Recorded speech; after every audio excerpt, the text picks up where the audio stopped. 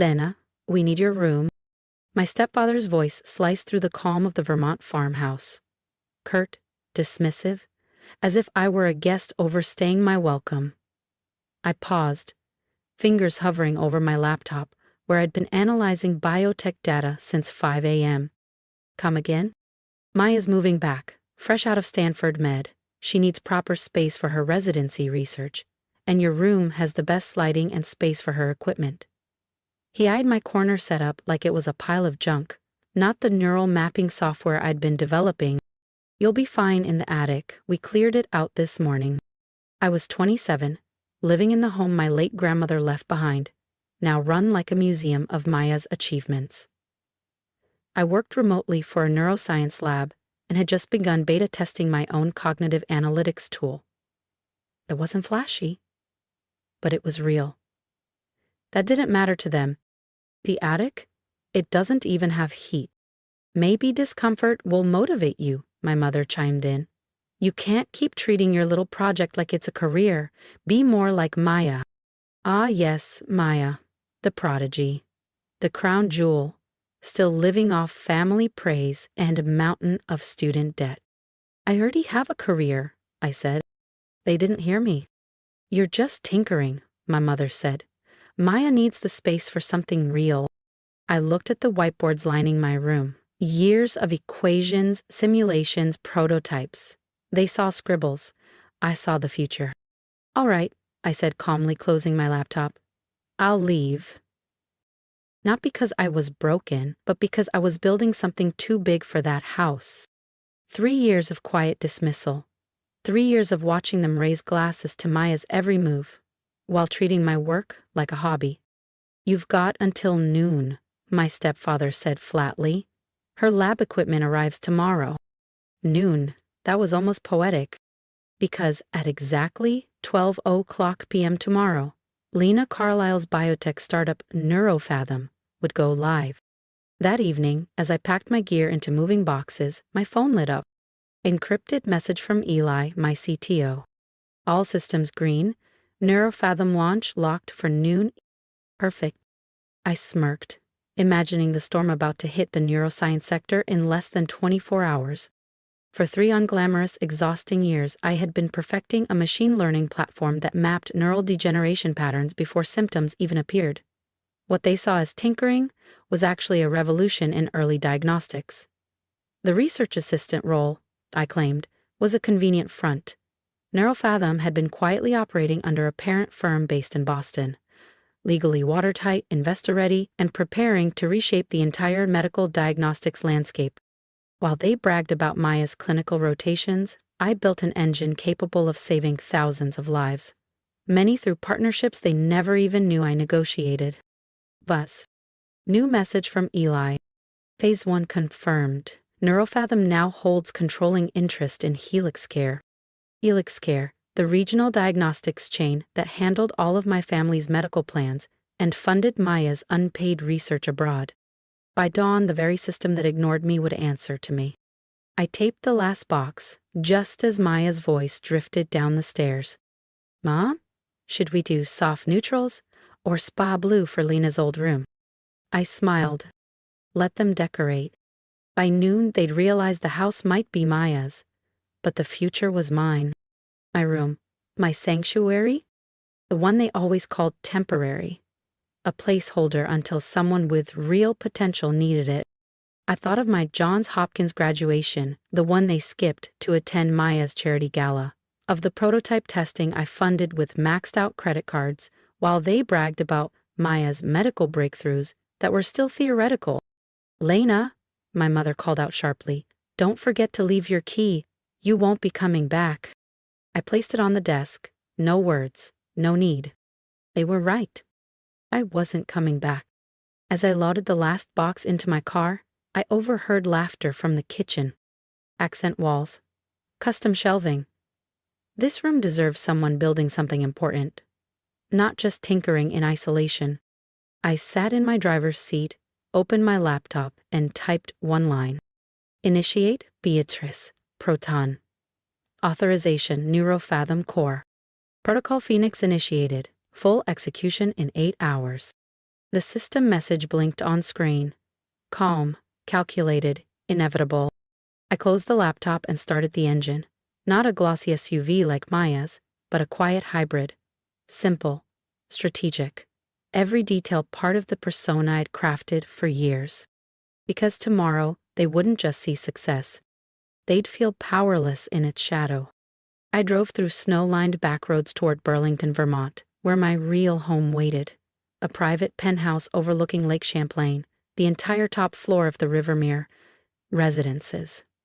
The valet nodded, the concierge greeted me by name, and the elevator rose without a stop. Up here, I wasn't the directionless one.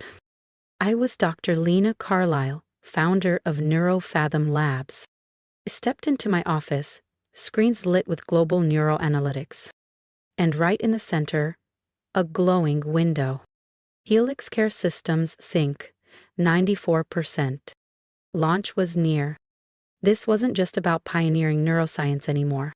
The system we were launching, NeuroFathom's clairvoyant protocol, could detect early cognitive decline, but also patterns of clinical fraud, ghost billing, and falsified trial data.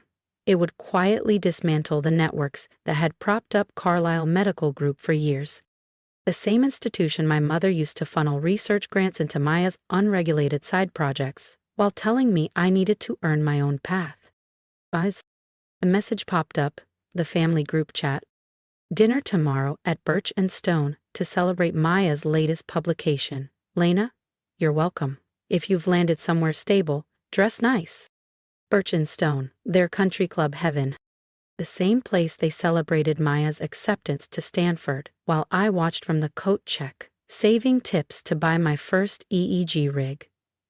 The same restaurant where, tomorrow, their corporate cards would quietly fail. Because the diagnostics network backing them would no longer be under their control. I typed a reply. I'll be there. Then I opened the encrypted file titled Project Recalibration, a full audit of every snub, financial slight, and manipulated ledger line, cross-referenced with NeuroFathom's final takeover paperwork for Carlisle Medical Group and its partner clinics. Dr. Carlisle, the executive board is assembled, my assistant Clara said over the intercom. Thank you. I'm on my way. I glanced in the mirror, no longer overlooked, no longer apologizing. Tomorrow night, as I sat across from them at Birch and Stone, I wouldn't be tagging along. I'd be taking control. They'd raise glasses to Maya's groundbreaking research, unaware their empire was already under new leadership.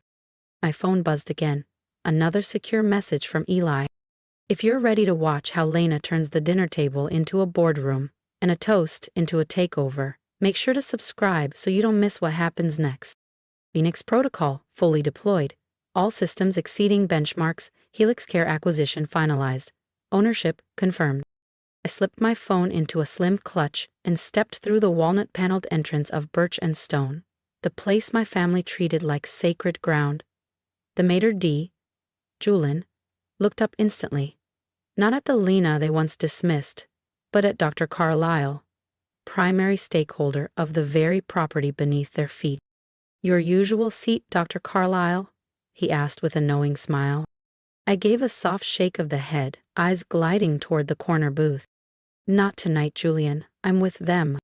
I approached as Maya gestured elegantly, describing her latest honor. Research suite on the 15th floor. Floor-to-ceiling lake views. They gave me my own assistant. My mother's eyes twitched when she saw me. Lena, you came? We already started ordering, my stepfather added without turning. I had a few things to finalize, I replied calmly, sliding into the etch seat, my usual place on the periphery. Work, Maya smirked. Still calling it that? My stepfather finally glanced up, no doubt keeping tabs on Carlisle Medical Group's market position. Hope you're not freeloading, that name still means something. Before I could speak, Maya continued. The department head said I could lead clinical trials by next spring. Speaking of leadership, I said lightly, did you hear about the board change at Helix Care? My stepfather stiffened. What change? At that moment, a server approached with champagne. My mother reached for her purse. Let's celebrate. This one's on me. She handed over her platinum card. I already knew what came next. The waiter returned, voice tight. "Apologies, ma'am, but your card was declined." "That's ridiculous," my mother snapped. "Run it again." "We've tried 3 times, ma'am. Would you like to provide another?" My stepfather, jaw clenched, handed over his card. The waiter took it silently, then returned with the same apologetic tone. "I'm sorry, sir, this one has also been declined." Maya sighed, clearly annoyed, and produced her Helix Care corporate card. "Ugh, fine. I'll handle it." If you're still watching, you're about to witness what power truly looks like. So hit subscribe and stay with me for the moment they realize the daughter they sidelined now controls the system they once ruled.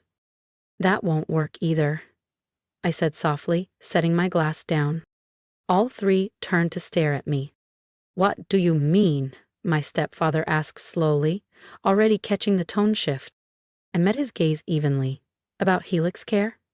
There's been a change in leadership. As of midnight, all account activity falls under new oversight." My mother's complexion went pale. "Lena, what are you talking about?" "Protocol Phoenix," I said calmly, leaning back.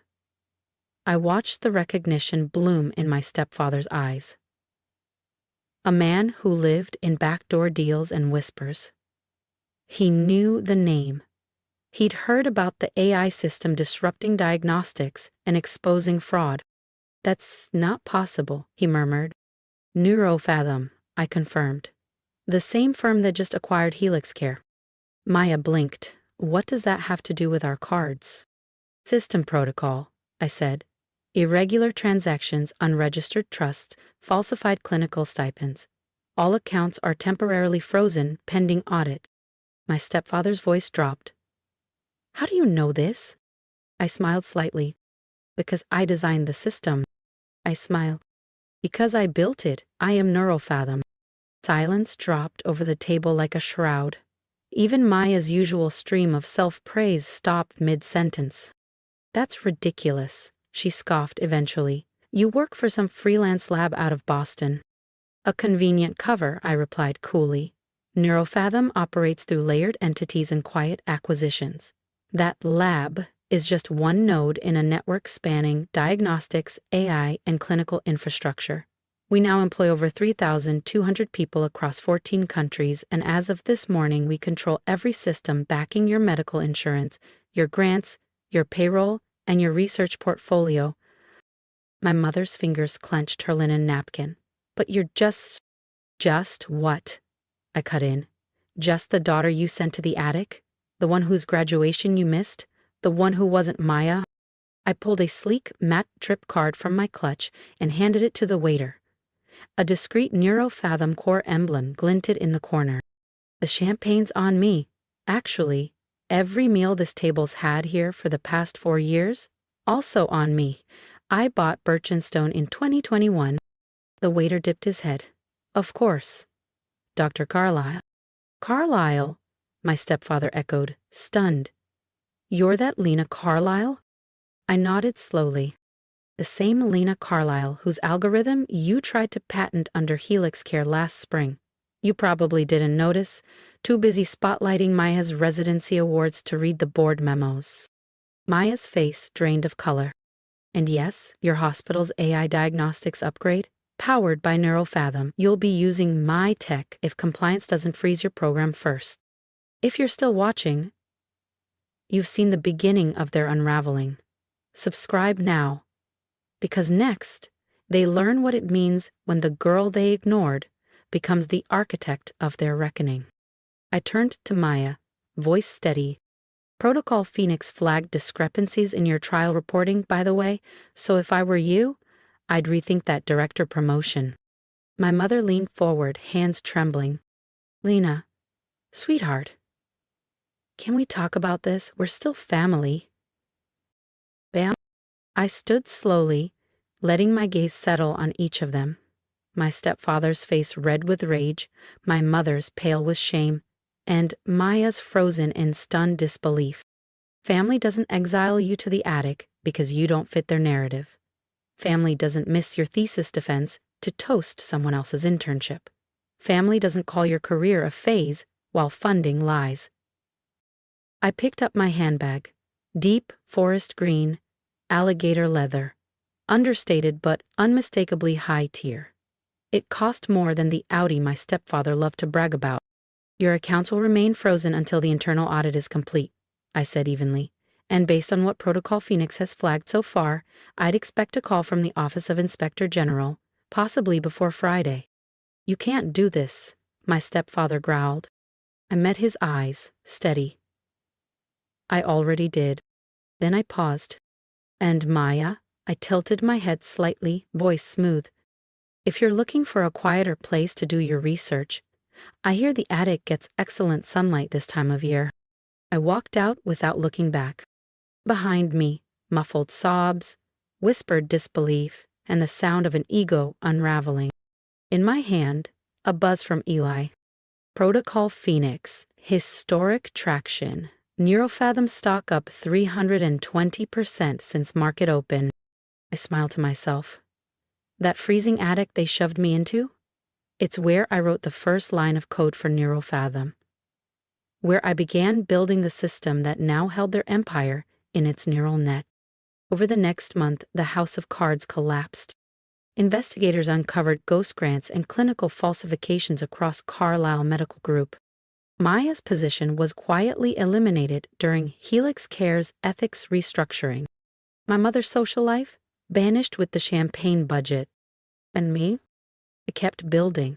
Not for them, never again for them, but for impact, for those like me. These days, when someone asks how it started, I tell them, sometimes the best thing they can do is push you out. And sometimes, the most poetic revenge is a declined platinum card at their favorite table in Birch and Stone. If you've stayed with me this far, thank you. For listening, for seeing what they never could. I wasn't the perfect daughter, not the golden one, but I built something from nothing. Now I want to hear from you. Have you ever been overlooked, silenced, replaced in your own story? Drop a comment, share your story. Because this journey, this rise, it's not just mine, it's ours. And if you believe in quiet power, in proving them wrong without a single raised voice, tap that subscribe button. Because sometimes the best thing they can do is doubt you, and the best thing you can do is rise anyway.